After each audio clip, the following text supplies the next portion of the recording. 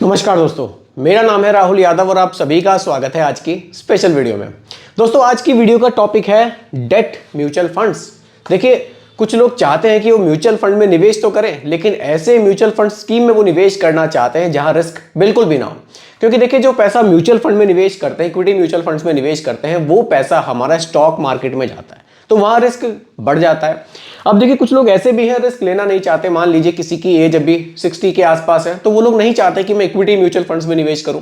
या कुछ लोग कम एज के भी हैं लेकिन रिस्क नहीं लेना चाहते, अपने पैसे को थोड़ा सा वो सेफ इन्वेस्ट करना चाहते हैं और चाहते हैं कि बैंक के मुकाबले थोड़े से रिटर्न्स मुझे बेटर मिल जाएं। तो ऐसे में आप लोग डेट म्यूचुअल फंड्स में निवेश कर सकते हैं। डेट म्यूचुअल फंड्स क्या होते हैं, कहां हमारे पैसे को निवेश करते हैं और ये बैंक के मुकाबले ज्यादा रिटर्न्स है या नहीं है, और क्या बेनिफिट है अगर मैं बैंक में एफडी करूं या फिर मैं डेट म्यूचुअल फंड्स में निवेश करूं। मतलब दोनों में एक बेसिक डिफरेंस पर भी हम लोग आज की वीडियो में चर्चा करेंगे, तो बहुत ही ध्यान से देखिएगा और समझिएगा। अगर आप भी अपना कुछ पैसा बिल्कुल सेफ इन्वेस्ट करना चाहते हैं तो वीडियो आपके लिए बहुत ज्यादा इंपॉर्टेंट ये होने वाली है।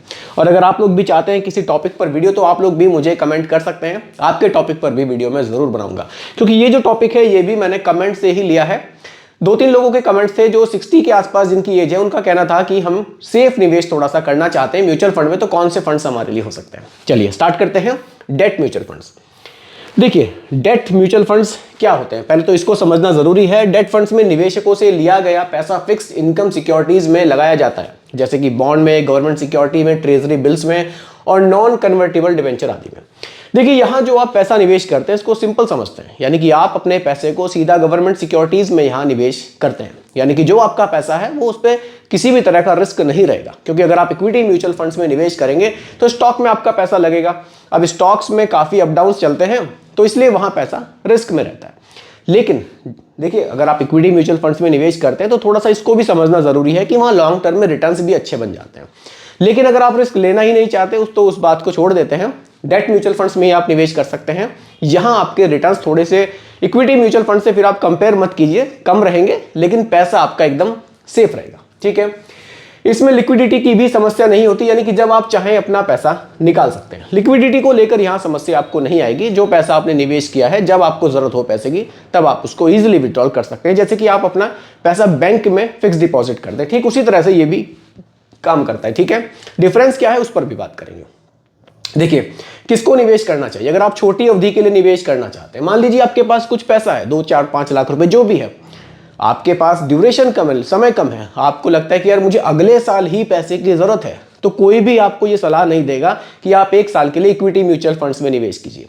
आपको यही सलाह दी जाएगी। अगर आप जो भी आपके फाइनेंशियल एडवाइजर हैं, किसी से भी आप सलाह लेंगे तो वो कहेंगे ठीक है, आप डेट म्यूचुअल फंड्स में इस पैसे को निवेश कर सकते हैं, या फिर आप बैंक में इसको फिक्स कर दीजिए। वहां से आपको रिटर्न्स कम मिलेंगे लेकिन पैसा आपका सेफ रहेगा। क्योंकि 1 साल के लिए पैसे को रिस्क में डालना ठीक नहीं है। तो जो लोग कम समय के लिए निवेश करना चाहते हैं उनके लिए ये जो डेट म्यूचुअल फंड्स एक बड़ी ऑप्शन है। बहुत ज्यादा जोखिम नहीं लेना चाहते, सेम ही है, आप जोखिम नहीं लेना चाहते तो भी डेट म्यूचुअल फंड आपके लिए अच्छा है। देखिए, इससे ज्यादा निवेश ना करें। डेट फंड में शेयर मार्केट की तुलना में कम रिस्क होता है, लेकिन इसमें इक्विटी की तुलना में रिटर्न्स भी कम मिलते हैं। जैसा कि मैंने आपसे बात करी, जब पैसा हमारा इक्विटी में जाएगा, स्टॉक्स में जाएगा, रिटर्न्स हमारे बेटर तभी बनेंगे। गवर्नमेंट सिक्योरिटीज में जितना पैसा रहेगा तो रिटर्न्स कम बनते हैं, लेकिन पैसा सेफ रहता है। ऐसे में आपको डेट फंड में 70% से ज्यादा निवेश करने से बचना चाहिए। देखिए, ये तब है, मान लीजिए आपके पास कुछ पैसा है, आप उसको डाइवर्सिफाई पोर्टफोलियो बना रहे हैं, तब आप थोड़ा सेफ चाहते हैं तो आप डेट म्यूचुअल फंड का एक बड़ा पोर्शन अपने पास रख सकते हैं और कुछ पैसा आप इक्विटी में निवेश करके कॉम्बिनेशन बनाकर आप रिटर्न्स अच्छे बना सकते हैं। एक ये भी यहां पर पॉइंट मैंने रखा है। ठीक है, अब देखिए, डेट म्यूचुअल फंड आपके लिए सही है या फिर नहीं है, और ये बैंक के मुकाबले क्या इसमें आपको एक्स्ट्रा बेनिफिट मिलता है, उस पर हम लोग बात करते हैं। फिर उसके बाद एक डेट म्यूचुअल फंड का मैं आपको यहाँ एग्जांपल के लिए एसबीआई एक डेट म्यूचुअल फंड आपको दिखाऊंगा कि उसके रिटर्न्स कैसे हैं, कितने टाइम में उसने कितने रिटर्न्स बनाए हैं। देखिए, पहले तो ये समझिए कि यहाँ बैंक के मुकाबले आपको थोड़े से बेटर रिटर्न्स मिल जाते हैं डेट म्यूचुअल फंड में। साथ ही साथ एक बेनिफिट आपको यहाँ ये भी मिलता है। मान लीजिए आपने बैंक में अपने पैसे को फिक्स किया, आपने एफडी कर दी अपने पैसे की 1 साल के लिए या 2 साल के लिए या 3 साल के लिए। अगर आपको पैसे की जल्द ही जरूरत हुई 6 महीने में, 8 महीने में, 10 महीने में, तो आपसे वहां पर एक pre mature penalty bank charge करेगा, क्योंकि आपने पैसा फिक्स किया था 2 साल के लिए या 1 साल के लिए और आप उससे पहले ही उस पैसे को विड्रॉल कर रहे हैं। पैसा तो आपको मिल जाएगा, लेकिन एक पेनल्टी वहां आपसे ली जाएगी, यानी कि जो रिटर्न्स आपको मिलने चाहिए थे 1 साल में वो नहीं मिले, उससे कम ही आपको मिलेंगे। लेकिन अगर आप लिक्विड फंड्स में यानी कि डेट म्यूचुअल फंड्स में अपने पैसे को निवेश करते हैं तो यहां आपको ये एक एक्स्ट्रा बेनिफिट मिलता है कि आप जब चाहें अपने पैसे को विड्रॉल कर सकते हैं। ये एक एक्स्ट्रा बेनिफिट आपको बैंक एफडी के मुकाबले यहां मिलेगा। और अगर टैक्सेस पर हम बात करें, देखिए जो पैसा आपको मिलेगा एफडी से, आप जो इंटरेस्ट बनाते हैं वो आपकी इनकम में जुड़ जाता है और आप जिस टैक्स स्लैब में आएंगे उसी हिसाब से आपसे टैक्स लिया जाएगा। सेम वही आपको डेट म्यूचुअल फंड्स में भी मिलेगा। यहां जो आपसे टैक्सेस हैं, जो भी आपका यहाँ इंटरेस्ट बन रहा है, तो जो भी आप इससे पैसा यहाँ पर आपका बनेगा वो आपकी इनकम में जुड़ेगा और उसी हिसाब से यहाँ पर भी आपसे टैक्स लिया जाएगा। तो टैक्स में भी कोई डिफरेंसेस नहीं है। मेन डिफरेंसेस वही है कि यहाँ पर आपको पैसा जब चाहे आप निकाल सकते हैं। प्री मैच्योर कोई पेनल्टी आपको डेट म्यूचुअल फंड्स में नहीं मिलेगी अगर आप बैंक से कंपेयर करते हैं। ठीक है, अब मैं एग्जाम्पल आपको दिखा देता हूँ एक। चलिए देखिए, एग्जाम्पल के लिए मैंने रखा है एसबीआई का लिक्विड फंड, ये एक डेट म्यूचुअल फंड है। ठीक है, रिटर्न्स पर बात करेंगे, थोड़ा सा समझ लीजिए। एक्सपेंस रेशियो केवल 0.21% का है, बहुत कम एक्सपेंस रेशियो है। साथ ही साथ फंड साइज यहाँ 70,000 करोड़ का है, यानी कि 70,000 करोड़ रुपए लोग अभी तक इस म्यूचुअल फंड में निवेश कर चुके हैं। अगर आप निवेश करना चाहते हैं तो सिर्फ 500 रुपए का यहाँ ऑप्शन है, आप यहाँ निवेश कर सकते हैं। ठीक है, देखिए बाकी अगर रिटर्न्स पर बात करें तो आप देख सकते हैं कि पिछले एक साल के जो रिटर्न्स हैं वो 7.4% इस म्यूचुअल फंड ने बनाए हैं।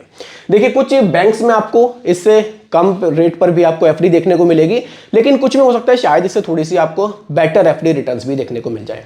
ये टोटली डिपेंड करेगा कि आप किस बैंक से एफडी करते हैं और आप 60 प्लस में हैं या 60 से अंडर एज में हैं, क्योंकि उसमें भी थोड़ा सा आपको इंटरेस्ट पर यहाँ फर्क देखने को मिलता है।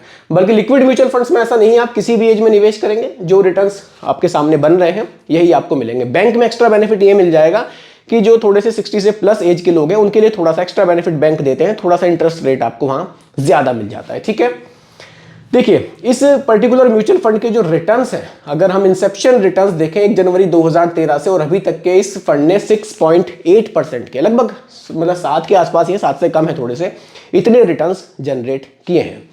तो अगर आप थोड़ा सा दोनों में कंपेयर करेंगे बैंक में और लिक्विड फंड में, तो ये कुछ बेसिक से डिफरेंसेस आपको देखने को मिलते हैं। अगर आपके पास कुछ पैसा है, सेफ निवेश करना चाहते हैं, तो लिक्विड फंड भी आपके लिए एक बड़े ऑप्शन हो सकता है। तो दोस्तों यही आज की वीडियो का टॉपिक था। उम्मीद करता हूं कि टॉपिक आपको काफी पसंद आया होगा। बाकी रिकमेंडेशन नहीं है, सिर्फ एजुकेशनल पर्पस वीडियो आप लोगों के लिए बनाई गई है। वीडियो पसंद आई हो लाइक शेयर जरूर कीजिएगा और अगर चैनल पर नए हैं इसको भी सब्सक्राइब आप जरूर कीजिएगा। मिलते हैं कल फिर एक नई वीडियो के साथ। धन्यवाद।